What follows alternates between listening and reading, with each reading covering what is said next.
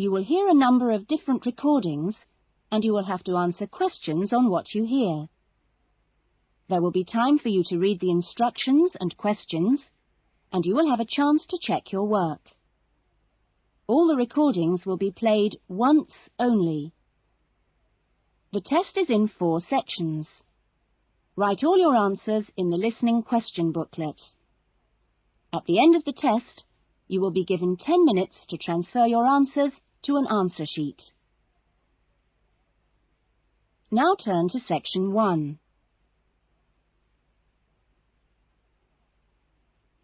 Section 1. Louise wants to join a video library. You will hear a conversation between Louise and the owner of the video library. First, you have some time to look at questions 1 to 5.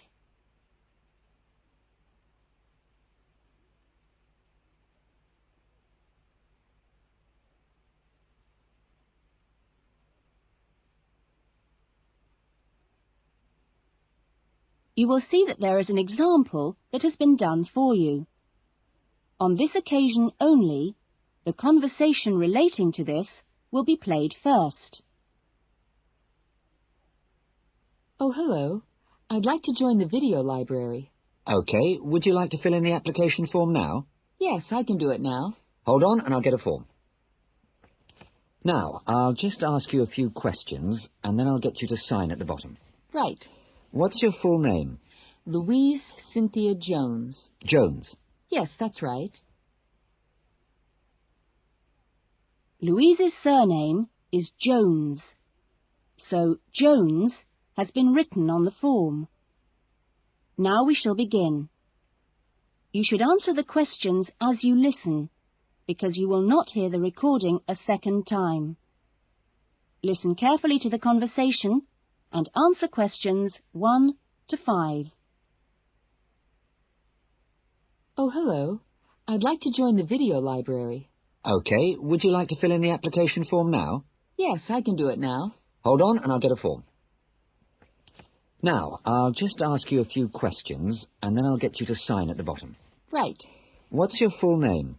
Louise Cynthia Jones. Jones. Yes, that's right. OK. And what's your address? Apartment 1, 72 Black Street, Highbridge. Black Street. That's just round the corner, isn't it? Yes.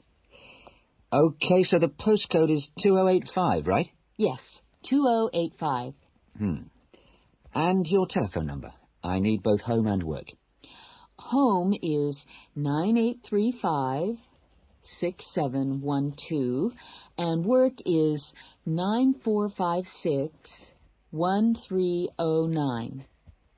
Do you need any ID or anything like that? Yes, we need your driver's license number. That is, if you have one. Yes, I know it off by heart. It's an easy one. 2020BD. Do you need to see it? Yes, I'm afraid I do. Here. Right, thanks. And could you tell me your date of birth, please? 25 July, 1977. That's the most important part out of the way, but could I just ask you a few questions for a survey we're conducting? Okay. Before the conversation continues, you have some time to look at questions 6 to 10.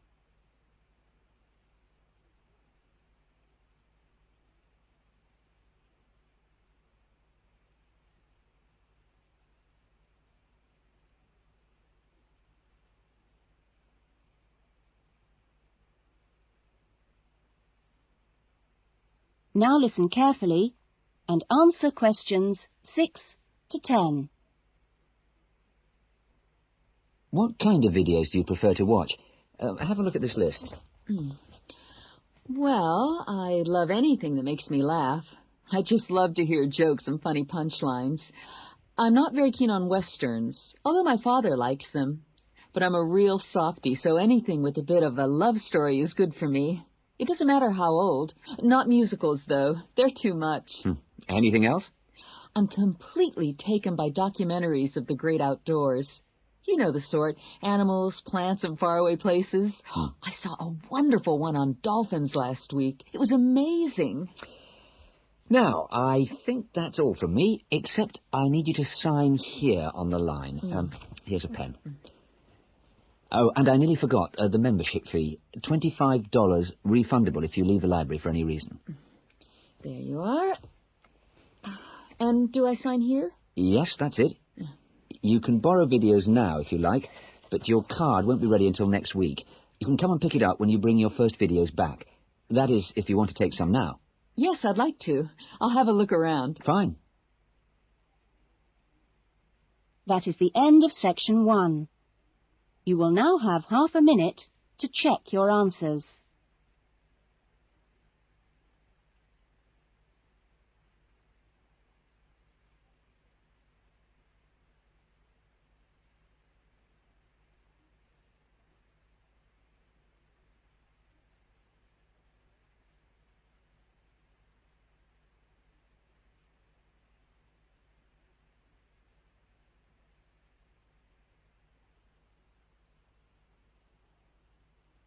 Now turn to section 2.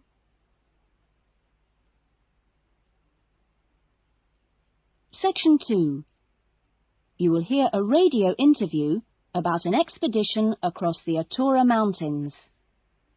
First, you have some time to look at questions 11 to 15.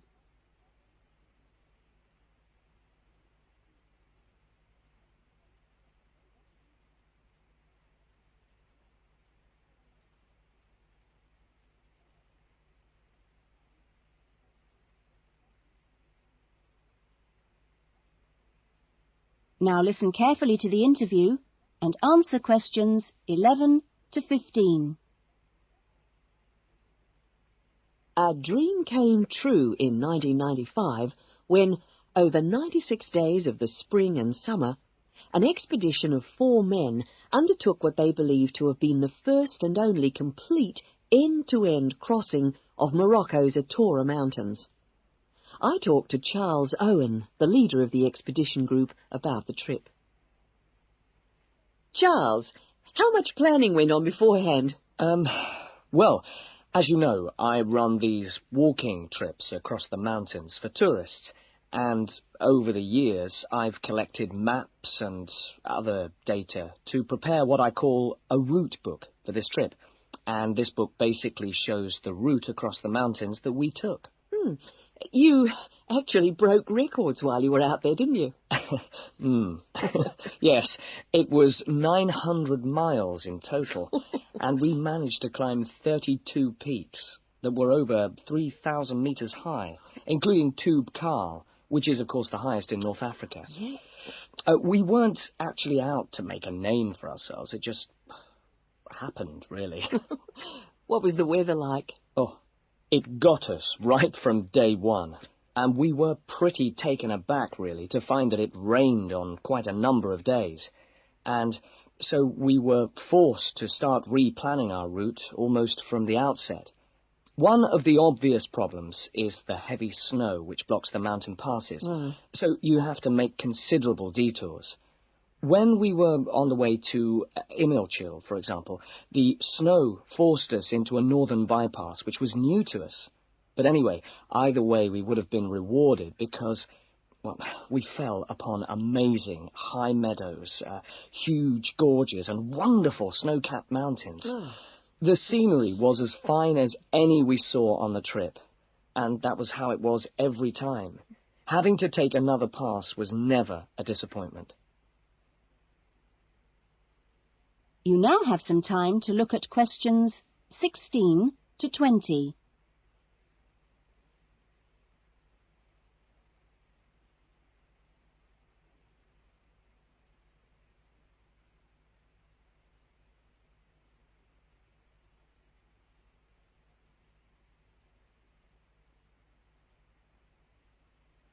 Now listen to the rest of the interview and answer questions 16 to 20.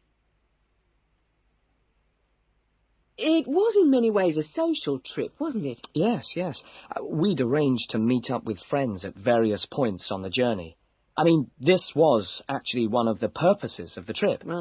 And we managed to keep all these dates, which, well, it's amazing, really, considering the detours we made. An old friend acted as a sort of transport organizer for everyone, and the Hotel Ali in Marrakesh was a good social base. I'd really recommend it, although I can't remember who runs it. Anyway, groups of friends actually joined us for 3-week stints, and others just linked up with us. Some, whom we hadn't met before the trip at all, tagged on for short bursts, people from the area who just came along for the ride. But outside the major visitor areas like Toubkal, we only met one other group of travellers like ourselves in the whole 96 days. Were there any bad moments? Well, we took 2, I must say, long-suffering donkeys with us to help transport water and tents and things. I suppose if we were to do it all again, we'd probably hire donkeys along the way. Taza and Tamri, as we called them, after the last places in the trip, well, they made quite a unique journey between them. But it was continuously demanding for them. On both the really high summits, they took diversions that were quite out of character, and I can only assume that it must have been due to tiredness. Well, thank you. And Charles has put together a video about this journey and continues to lead groups to the Atora Mountains. So if you want further information...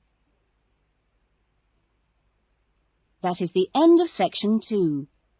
You will now have half a minute to check your answers.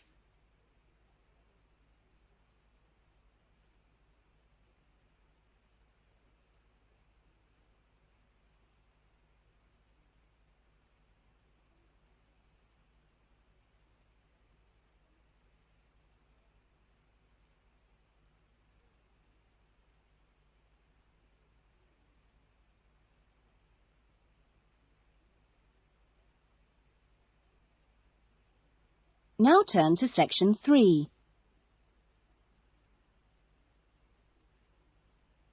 Section 3. You will hear 2 new students, Jane and Tim, talking about their university studies. First, you have some time to look at questions 21 to 25.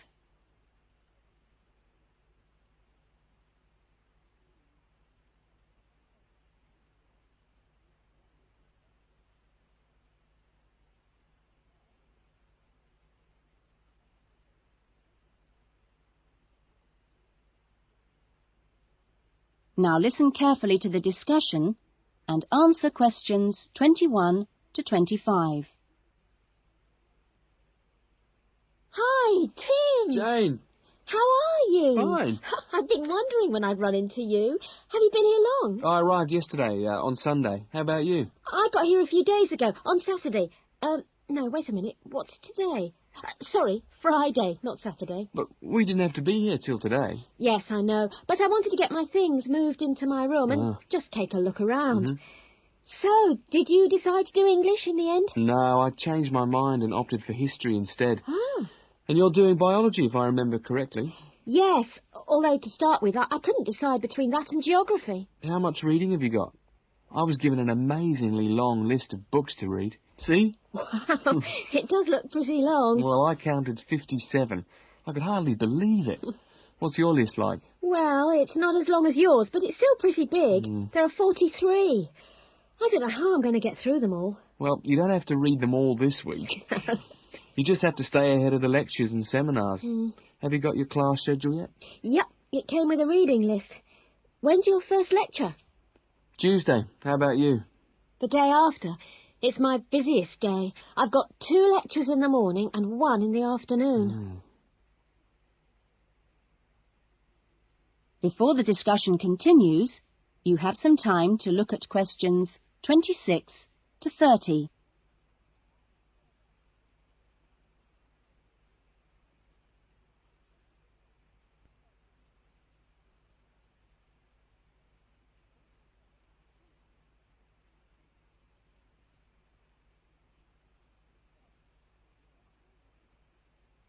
Now listen carefully and answer questions 26 to 30. It's going to be different from school, isn't it? Yeah, particularly the lectures. Have you got any special strategy for listening to lectures? Well, I'm going to use a cassette recorder and record them all. What? Are you allowed to? Sure, lots of people do it nowadays. It means you can listen to the lectures all over again later and make really good notes. I couldn't do that. I like to take notes as I'm listening. I usually find I get all the important points. Reading is different, of course. My approach is to skim the book first to see what's important and what isn't. It saves hours of time. But what if you miss something? You don't mean you're going to read every word, do you?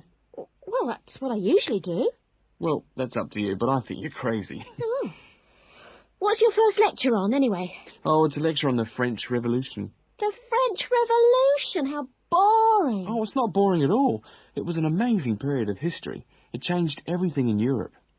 So what's your first lecture about? It's about animal behaviour. It sounds really interesting.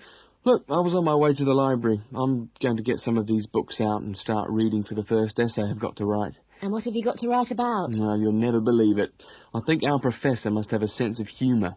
He's given us the title, Why Study History? That's a good one. When you find the answer, let me know. No, I'm going to enjoy writing it. Have you been given any writing assignments yet? Yes, I've got to write about animal language. That sounds a challenge. I suppose you'll be off to the zoo to do field research. That is the end of section 3. You will now have half a minute to check your answers.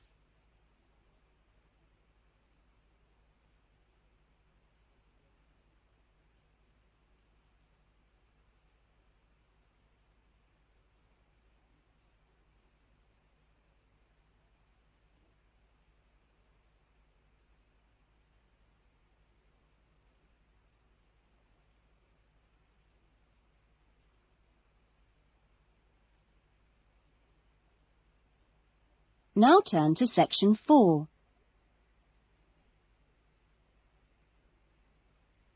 Section 4. You will hear a lecture being given to school leavers on the jobs people can get in sport and the training programs available to prepare for those jobs.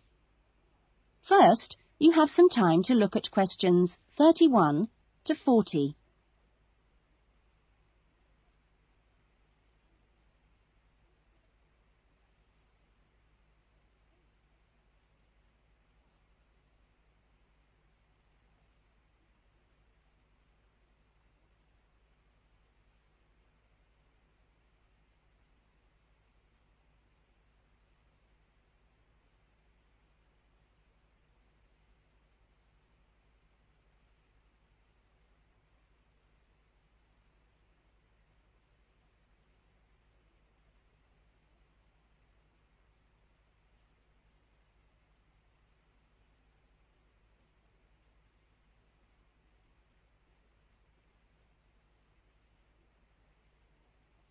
Now listen carefully to the lecture and answer questions 31 to 40. Welcome to Further Education Information Week. This is the Physical Education Faculty session, and I'm the head of the faculty. During the course of this morning, we hope to give you a clear idea of what we offer in our training programs, and we will look at the types of courses and the entry requirements, if any, for those courses. Some of these courses are open to school leavers, but for some, you need previous qualifications or relevant successful employment. So, firstly, the Physical Fitness Instructors course is offered as a 6-month certificate course, which includes an important component of personal fitness, but there are no specific entry requirements. For sports administrators, we provide a 4-month certificate course, but you should be aware that this is designed for those who are in employment. This employment must be current and related to sports administration.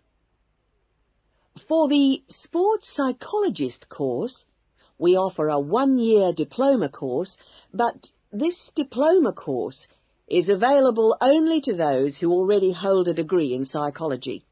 So you need to make sure you have that before you apply to do this course. Now, for physical education teachers, we offer a 4-year degree in education. This degree course is designed for preparing students to teach in primary and secondary schools and needs no prior qualifications, as it is entered directly by school leavers. And lastly, for the Recreation Officers course, we offer a 6-month certificate. Entry to this course normally includes applicants of a wide range of ages and experiences, but we do not insist on any prerequisites for this course. Remember that this is a vocational training institute. We train you so that you can take up a particular kind of job. So it is important that you know the main roles of the jobs, what the work is like, and what kind of qualities you need to succeed at them. A physical fitness instructor works in health and fitness centres, preparing individual programs for ordinary members of the public. Physical fitness instructors prepare routines of exercises to suit the individual client's age and level of fitness. Sports administrators run clubs and sporting associations. Their duties include such things as booking playing fields with local councils and organising the schedule of games or events for the club. So they need good organisational skills. Sports psychologists spend time with professional athletes, helping them approach competition with a positive mental attitude to enable them to achieve their personal best. They do this by improving motivation and concentration, or assisting with stress management. Physical education, or PE teachers, instruct young students in how to exercise, play sport, and do other recreational activities correctly and safely. PE teachers help the development of coordination, balance, posture and flexibility, with things like simple catching and throwing skills. They are not expected to be experts in all sports, but must be able to show students the basic techniques involved in a wide range of activities. Recreation officers often find themselves working for local government authorities and local groups. Their aim is to raise people's awareness of healthy lifestyles and improve general fitness through arranging recreational activities for groups of all ages, from the very young to the elderly. There are many other job opportunities which our graduates can look forward to. If you're interested in any of these, then I suggest... That is the end of section 4. You will now have half a minute to check your answers.